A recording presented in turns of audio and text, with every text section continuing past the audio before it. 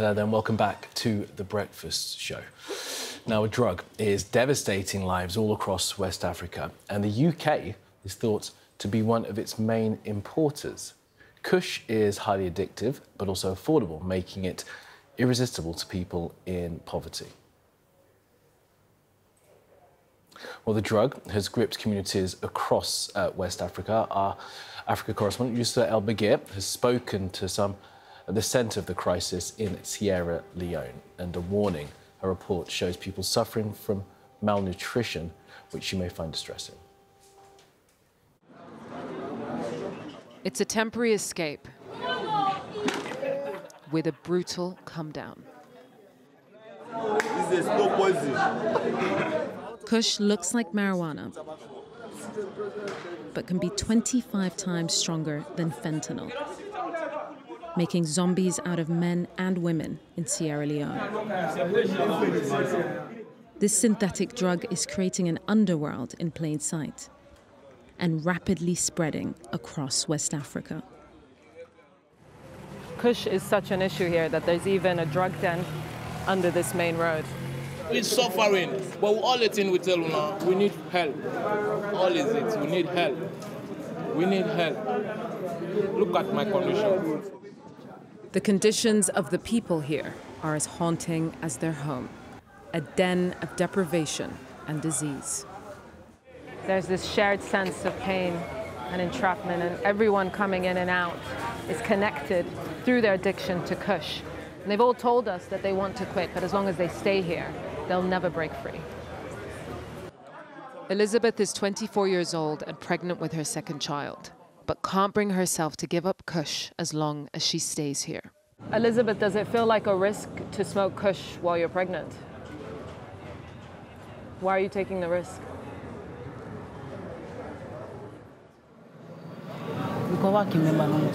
I keep smoking it because it makes me forget about my worries and challenges.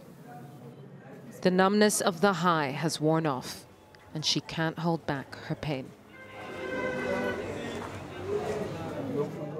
These are not the fringes of Freetown, but a place for people of all ages, caught in the clutches of Kush. This drug is evil. This drug is bad. I don't know why they gave me this drug in this country. Our brothers are suffering. Some are dying. Some have sores on their feet. We don't know. This drug brings destruction. Look at me. Just because of this drug, I have sores on my feet. There's a shelter amongst shacks for teenagers like Ibrahim, whose Kush-induced sores have eaten away at their limbs. Some are paralyzed by infection and malnutrition, lying in corners where others have died before. The rest are debilitated. Does it hurt? Abu Bakr is only 14 years old and was handed his first Kush joint at 12. He's been fighting for his life ever since. When was the last time you walked? Long time. Their limbs are literally ravaged by this. They've got these huge open sores that they have to keep washing with disinfectant. They can't even walk, and yet they're still scrambling to get cash to buy more Kush to smoke.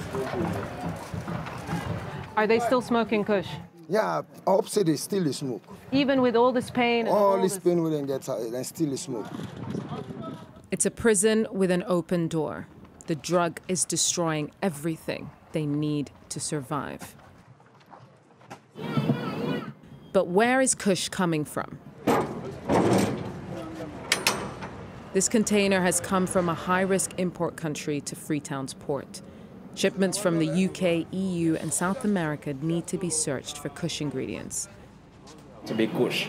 And this one fits the bill. The initial testing shows that there are Kush items as well as acetone, which are also used in the processing of Kush. And where have they been shipped from? They've been shipped from the United Kingdom. The UK is part of a transnational drug trade feeding Sierra Leone's growing crisis, destroying families, eroding communities, and spreading across the region. through 3 different borders to Africa's smallest nation. It's quite a sleepy border, but Kush has been seized here before, and it passed through 4 countries to get here from Sierra Leone. They're searching the cars of young men for traces of Kush or other drugs being smuggled in. It's a necessary but futile exercise. The border is so porous that the official checkpoint can be avoided. There is no boundary. So there's no demarcation of anything. You can come from the Gambian side, you can enter. You can come from the Senegalese side, you can enter. The threat of Kush tearing through Gambia's tiny population has law enforcement taking a zero-tolerance stance. We're on a drugs patrol with police hunting dealers in Gambia's biggest city. This is one of the weapons deployed in the war against Kush, but it hasn't gotten rid of it. It's just driven it deeper in the ground. They're just stopping someone now. They've caught a dealer, but not of Kush. This is cannabis skunk. 5 small bags. The searches are thorough, with any amount of drug possession warranting arrest. These raids have become a regular feature of Gambian nightlife, with more and more seizures of cannabis and amphetamines than Kush. It's an average drug bust of small-time players, confirming reports that deadly Kush dealers are operating out of sight. This is the Kush we are having here. We've been told that Kush is still happening, still being sold, but is not being done in the open. It may be, yes, because it's a product that is with high price. Do you think that you will manage the Kush problem here, that you can get on top of it? Yes, I think so, simply because we don't take it as individual problem, we take it as a national issue. Everybody's involved. It's a national issue with few long-term solutions. And in the country's busiest market, we met a Sierra Leonean who spent a year in a Gambian prison for dealing Kush and feels little remorse. Feel guilty for selling it? No, I don't feel guilty. Why not? Because I'm not using my money to get the Kush. People always give me money to get the Kush for them. You couldn't have said no? No. I needed the job, so it's like... Young men are seen as prime suspects in the Kush trade, but some of them are working to stop the spread and prove that it's possible to quit. I was at my brother's shop, and then I went to smoke Kush. After smoking, I felt my tongue was choking me. People had to come and hold my tongue, then take me to hospital. How did you help Aziz stop smoking? It is very hard. It is not just your advice that will make the person to stop using the drug.